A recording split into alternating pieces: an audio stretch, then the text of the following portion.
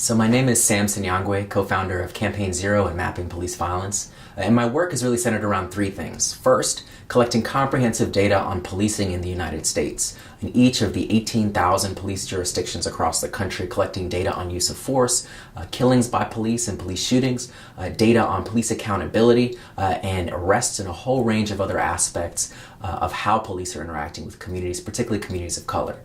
The second piece of my work is taking that data and using it to develop effective policies and practices to end police violence and improve police accountability in every jurisdiction. And then the third part of my work is really focused on presenting this information to policymakers, police chiefs, community groups, and really sharing information around what works and holding folks in positions of power and policymaking accountable to implementing effective solutions to keep our communities safe from police violence. So my presentation is around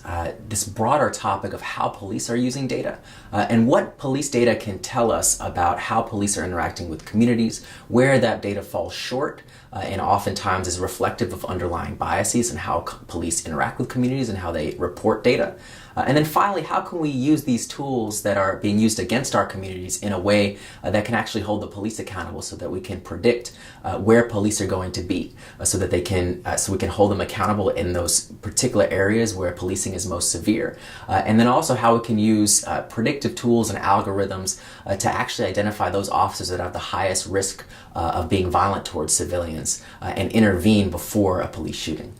So really trying to flip this science on its head and use some of these tools to actually root out police bias, to root out